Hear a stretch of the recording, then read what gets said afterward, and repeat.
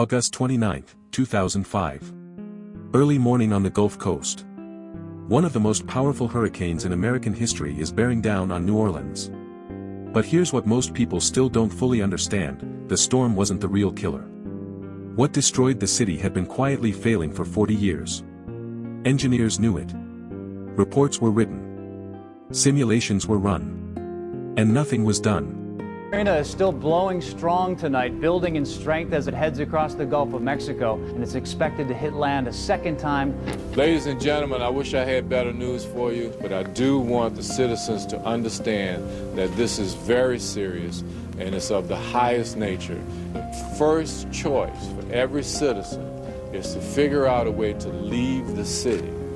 New Orleans sits wedged between Lake Pontchartrain to the north and the Mississippi River to the south, one of the most geographically vulnerable cities on Earth.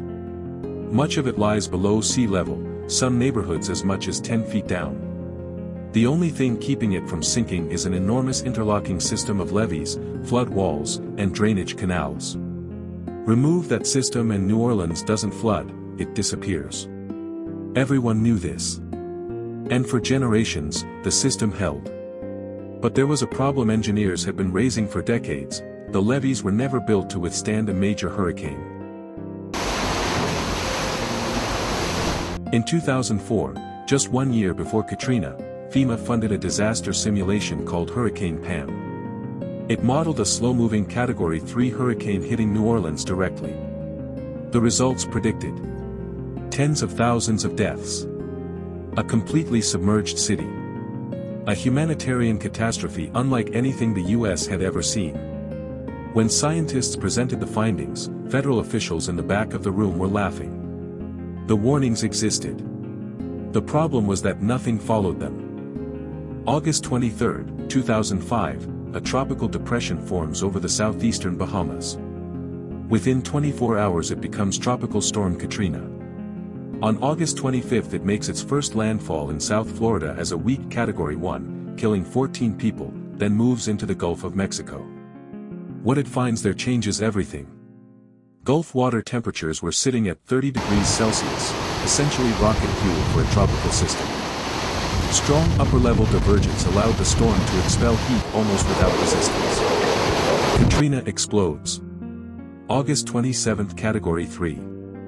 August 28, midnight Category 4. August 28, 7 a.m. Category 5, the first to form in the Gulf in 25 years. Maximum sustained winds, 175 miles per hour. Central pressure, 902 millibars, one of the most intense Atlantic hurricanes ever recorded. At 10 a.m. on August 28, New Orleans Mayor Ray Nagin issues the first mandatory evacuation in the city's history. Over 1 million people had already left. But for the elderly, the ill, and those without cars, the order to leave was not the same as the ability to leave. Tens of thousands stayed. The National Hurricane Center issued warnings almost unprecedented in their language, predicting storm surge overtopping levees, incredible human suffering, and areas uninhabitable for weeks. Ladies and gentlemen, I wish I had better news for you, but we are facing a storm that most of us have feared. I do not want to create panic, but I do want the citizens to understand that this is very serious and it's of the highest nature, and that's why we're taking this unprecedented move. The storm is now a Cat 5, a Category 5 as I appreciate it, so that's why we're ordering a mandatory evacuation. At 6:10 a.m. on August 29, Katrina makes landfall near Boris, Louisiana, now weakened to a strong Category 3 with 125 miles per hour winds. Its central pressure of 920 millibars was still the fourth lowest ever recorded for a U.S. landfalling hurricane. The eye passed slightly east of New Orleans. For a brief moment, there was cautious relief. It didn't last. Before dawn, storm surge had already begun overtopping levees. Then the failures began. Around 5 a.m., a 30-foot section of the Industrial Canal flood wall breaches. A second breach opens. Then another. Over the next 24 hours, more than 50 reported failures in the levee and flood wall system. The water didn't rise slowly. It surged. A second breach opens. In the lower 9th Ward, Then residents described walls of water appearing without warning, filling rooms in seconds, waist level, chest level, then over their heads. Rescuers later found axe marks in attic ceilings across flooded neighborhoods, the marks of people desperately hacking their way to rooftops. Some made it. Some did not. Bro, let him pull to the boat. Hey!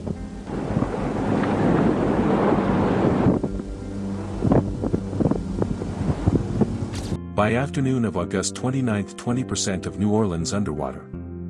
By August 31, 80% submerged. Some areas under 15 feet of water. The French Quarter and Garden District, built above sea level, were largely spared. But the vast residential neighborhoods surrounding them were gone. Lakeview, the lower 9th Ward, St. Bernard, Gentilly, New Orleans East, not flooded.